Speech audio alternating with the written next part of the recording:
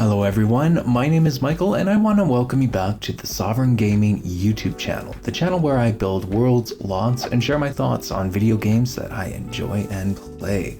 I hope you enjoyed that intro there. Let me know how you guys feel about it, because it was a new one for me and I just kind of wanted to see how it really resonated. Anyways, as you can tell from the title on the screen, we are back in my Sims 3 Create a World SimCity build, and as is already spoiled by the title, I finally am revealing that name to our suburb neighborhood, and it is, of course, the one and only Bluewater Village, as a reference to the Sims 2 Open for Business expansion pack. So what's really exciting about this episode is that not only do I get to reveal a cool name and and stay true to the Sims lore and to the Sims series and all that, but we also get to build out the layout of Bluewater Village, the suburb from the SimCity downtown core, and we finally get to start building the SimCity world that's just outside of an urban form, and that is a suburban form. And that's kind of the idea of the series going forward, is that we will certainly have the suburbs all completed and ready to be built upon from when I do get around to exporting the SimCity world. And then, yeah, we'll move on from suburban neighborhoods to more rural neighborhoods and all of that, and more rural builds. So there's a lot of ground to cover with today, because I definitely kind of shake up the suburban layouts here. But yeah, it's a really exciting episode, and I'm finally glad to be out of the downtown core. Now, don't get me wrong, I'll likely go back. I will likely go back to the downtown core to just do some final detailing, but that is certainly something that I will do much later on down the line. For now, I need to get the suburban neighborhood developed before I can really allow the geography of the SimCity region just kind of develop into its own. The reason why I decided to reference the Sims 2's Bluewater Village is because the Open for Business expansion pack with the Sims 2 gave us a lot of amazing gameplay, game mechanics and all of that. It was an expansion pack that I really enjoyed, first of all, although I'm not a huge fanboy over the Open for Business expansion pack then. Nowadays, now that I've quite frankly gotten older and matured, I suppose, I have a much different opinion on Open for Business, and just looking at what we have available now to us in the Sims 3 store, I have to say that Open for Business was pretty iconic and pretty amazing. And even though, like, back then I didn't get all the hype around the Open for Business expansion pack, even though I did use the gameplay quite extensively, it was certainly something that was underrated in my eyes, and it is another expansion pack that just really helped to establish the franchise as it really helped to separate the franchise from anything we've seen in video gaming world, really. I will say that when it comes to Bluewater Village, how I would play it in The Sims 2 back when I was playing The Sims 2 is that I would use it as more of a suburb neighborhood. And so that's really the relationship that I have here, is that even though this doesn't have, this version of Bluewater Village won't have a commercial district per se, it is something that I used to play as a suburban neighborhood, and I also just really like the name because it really fits the river, and I'm going to continue using those blue textures throughout the river as well. So there's a lot of that going on. Like, it made sense with the name, it made sense with the surroundings, and the idea of it being like a separate municipality that's just really been amalgamated as a suburb of SimCity really seemed to make sense to me. Now, when it came to the actual design of Bluewater Village, I really wanted to take inspiration from modern North American suburbs, like built back in the 80s and 90s, and I guess the 50s, so like the 50s to the 90s, meaning that it is a lot more car-centric. There are more cul-de-sacs in there. It isn't as walkable as the downtown core would be, but the idea again is just to really generate that feel that it is a suburban neighborhood. Now, when it comes to the actual commercial lots, like I placed some 64 by 64 lots in there, and the commercial lots that will be inhabiting Bluewater Village in this case will be the school, because I don't have a school yet, and so I felt that Bluewater Village would be the perfect place for a school. So a school is going in here, and it will also include a gym, which will really serve as a community center. It will be the only gym in SimCity, actually, so residents from the downtown core will actually have a reason to commute to Bluewater Village, and vice versa, of course. And then the other two community lots I have more than two, that I will be incorporating is like a bigger park to really flank the school there and to kind of give that separation from the houses. And also I am going to be implementing a community pool. However, the lot size on that changes. It changes in the next episode, and here it just looks like a really skinny lot beside a really large lot, because I was originally thinking of doing something different, but then I thought a little harder on it, and I was like, okay, a community pool is actually much more appropriate for this neighborhood here. So that's the idea going forward. And then of course, like, I will be including a cafe of some sort and also a grocery store. So really just to kind of pay that proper tribute to the Bluewater Village of The Sims 2. There's a decent mix of community lots in here that you can actually use, and if you wanted to own a business, there is that option there within Bluewater Village in of itself. I am leaving gaps between the sidewalk and some of the lots for a reason, and the reason for that is that I plan on planting some trees in there. I won't get to that this episode, but I want to set myself up for success when I do get around to detailing the Bluewater Village suburb neighborhood. And let me tell you, once the trees are in, it just looks wonderful, or at least in my opinion it does. Maybe my taste isn't that great, but to me it looks like a real neighborhood, a real suburb neighborhood once the trees go in. But the layout here is actually something that I am very happy with at the end of this. It actually kind of mirrors itself, but it fractures that mirror a little bit, making it interesting, but also still feeling like a standard American suburb.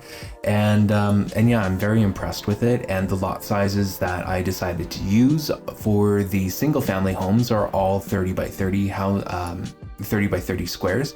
So that was the standard that I wanted to use. I wanted to be a little larger. I wanted it to be a square lot that is even on all sides and also larger than what you would get in the urban neighborhoods. So within like the starter neighborhood, for example, the idea there was to have like lawn skinny houses that you would have right beside each other. Well, the idea here is that you have a larger lot, so it's wider. It's also pretty long as well with that 30 by 30 square ratio.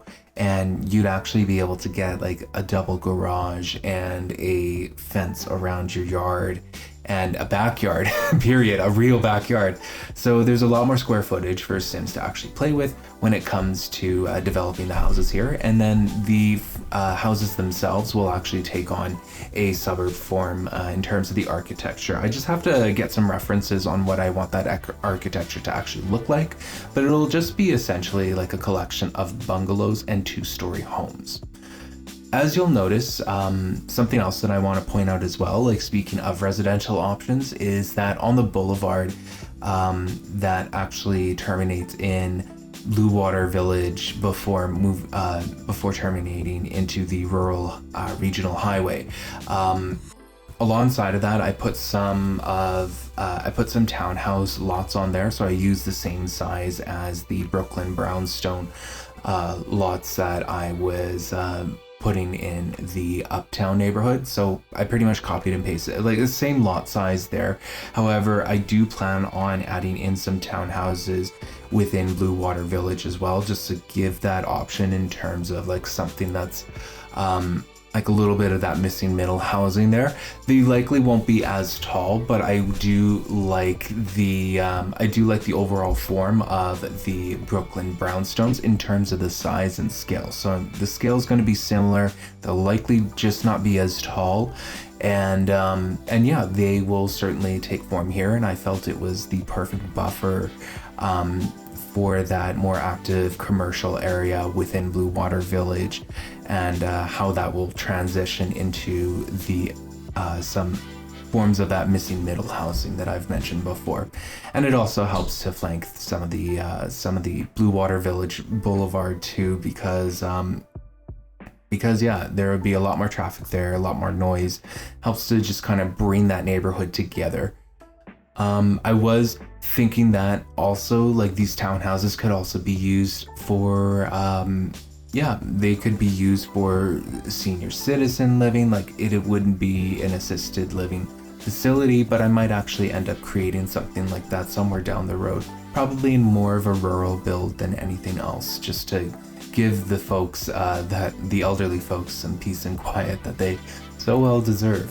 So yeah, that will certainly be on the horizon, but I was kind of thinking that, I don't know exactly why I'm mentioning it here, but that won't be something that will be appearing in the Bluewater Village core, but it'll just be the townhouses to just kind of give that option of housing there. The townhouses in Bluewater Village, I plan on making them full townhouses. Like in Uptown, the biggest difference between the Brooklyn townhouses and the Bluewater townhouses in terms of function will be that the Bluewater townhouses are supposed to be a little more upscale. There might be a little more square footage to them, if that's possible. It'll just look a lot nicer. And the idea there is just really to provide that option for Sims that actually want to move out of the city, but they can't afford a single family home within the Bluewater Village neighborhood. So they have to just kind of settle in for a townhouse. Or if the kids have moved out from a Sims family home, maybe they just want to downsize into a townhouse in Bluewater Village so that they're not in the middle of the city. That was really the idea with those townhouse lots there. And although I do doubt that they'll be more expensive than the full-on Brooklyn townhouses, the one key difference here is that I won't split up a townhouse into like a single apartment floor like I would with one of the Brooklyn style townhouses in Uptown. So that's one big difference there. And also the other difference is that the architecture is going to be completely different. I mean, this area of the city is called Bluewater Village for a reason, and I can't wait to actually start building some of these townhouses, because mid-rise buildings are certainly something that I really enjoy in The Sims and in city building games in general. So yes, I am very excited to actually start playing. Once this world is uploaded and I can actually edit lots, I'll be very excited to get started on the townhouses and just to kind of let the creativity fly there. But I will tease that there will be a certain color scheme that will be selected for these townhouses, really to represent that Bluewater Village neighborhood that we have here. Speaking of which, I also wanted to talk about the school a little bit more. I have tried in the past to play with multiple school lots being enabled in the Sims 3 world. Now, unless there are mods out there that I just don't know about, and if there are, feel free to comment below, but when you have multiple schools within the same world, the game gets confused and it gets kind of screwy. Like, I think I've had it in the past where one school would be completely ignored, whereas another school would have all of the students in the world. Anyways, the idea of placing the school here in Bluewater Village will be to really try to centralize the education a little bit. So even in downtown, I guess with the exception being Old Town, which would be one of the furthest neighborhoods from the school, technically speaking, the school's pretty central to the entire region. And since there are no high schools and no elementary schools, it's just going to be a full-on community school where everybody just kind of gets educated in one place there. So this is just one of those cases where I had to shelve the realism in lieu of playing the game a little bit and making the game function, because that is really the overall goal with SimCity, is just to offer the features and functions of the entire Sims franchise within one world for players to play with. So that was kind of the idea with putting the school in the Bluewater Village neighborhood, is just to help centralize it a little more. Nobody has to travel too far per se to actually get to school. And yeah. And the school that I plan on using actually came with the Town Life stuff pack from the Sims 3 franchise.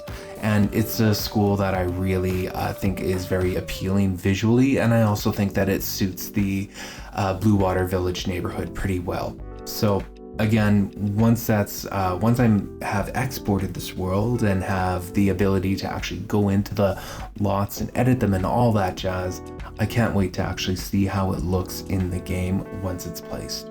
And with that, I'm just adding in some finishing touches on the road layout for the Bluewater Village suburban neighborhood. I decided to extend the bridge because I felt like the bridge was just a little too short, and I wanted it to be more I wanted to be more visually appealing, so I just wanted to make it just a little bit longer by length there. So that was really the idea with that. What's coming up next actually is we will start to begin detailing out the Bluewater Village neighborhood. I'll be adding in trees finally, and I kind of struggle with that if I'm going to be honest. So if you're interested in watching that struggle, you know exactly what to do there. And yeah, I'm really looking forward to it. Now that I'm actually in Bluewater Village and finishing the layout, it's just really starting to feel more like a regional city. And that's really what I'm enjoying so far, is that I've got that clear downtown core where you can do a lot and get a lot out of it and likely commute to your work and all that, whereas Bluewater Village is now that sleepy suburb with a little bit of commercial in there just to kind of keep the neighborhood active. So yes, it's all really just starting to come together at this point. And then once we get out to the rural builds and even the next build, which I will tease in a future episode, it will certainly just start to really feel like a region. And that's really where I can start to get a little more creative when it comes to the geography. And so yeah, I'm really excited for the rest of this series here. And if you have enjoyed watching this series, and if you'd like to help me beat those algorithms, then feel free to like and subscribe to this channel for more on the adventures of creating the SimCity world in The Sims 3. Anyways, I just wanted to say thank you for watching, and I hope you have yourself a wonderful day.